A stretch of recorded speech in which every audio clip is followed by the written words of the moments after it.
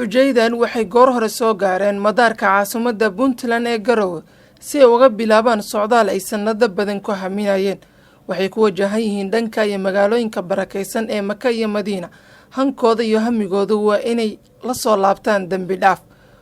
waana arin ilowsiiyay caqabadaha farakutiriska ee ka jira garoonka oo la qorsheynayo in dib u habeyn lagu sameeyo dhamaadka sanadkan, sida uu xusay maareeyaha madaarka caasimadda Puntland Cabdirashiid Jaamac Maxamed. إن شاء الله وحن رجينا هدي لهايد مسند كان هدو لما سند كدنبه إن يهلي دونان ملف عن أو أي كدو فان سيدا قرون كبوساسود وهذا شغادي سود جبتها هاي كنا وحن رجينا هدي لهاي إدمه إنه بلام دونو سيدا إنه ورك كون إنه هذا agreement تيجا لا صحيح هاي الشركة دي لسه لها تركش كهيد إنه بلام دونو هدي لهاي إدمه بيشن سبتمبر دبيا قديدا haddii alla idmana sanadka ka dambeeya 2016 inuu noqon doono asaguna mid services u dhameystiran yahay ha noqoto xagga runwayga abroonka taxiwayga masaajidadii meelihii dadka ay fariisan lahaayeen terminalki siligi dhammaan aad iyo aad baan rajaynaynaa hidila ahidmo 2016 asaguna inuu dhameystirmo sida uu dhameystirmay Boosaasood oo 2015 uu dhameystirmayo ayaan asagana waxaan rajaynaynaa inuu 2016 dhameystirmo. hadee waxay ila tahay anaguna waa dadaalaynaa, dawladuna dadaal badan bay ugu jirtaa. dadka shacabkana waan salaamayaa oo aad iyo aad nolol shaqeeyo isu dhaweyntooda. xujaydana waxaan leenahay sanadka dambe Ilaahay hayna ku gaarsiiyo mid nabad iyo caanale Ilaahayna ku gaarsiiyo.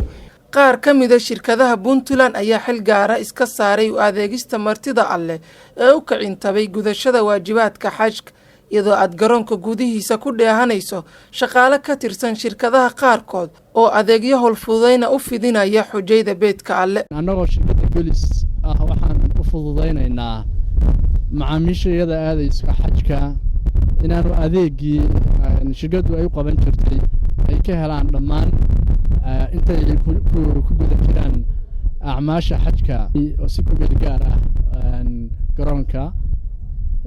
waxaanan macaamiisha u diiwaangelinaynay nambaradoodii siday markii ay xajka tagaan ay ugu isticmaalaan nambaradoodii iyo adeegyadii ay u isticmaali jireen oo caadiga ahaa.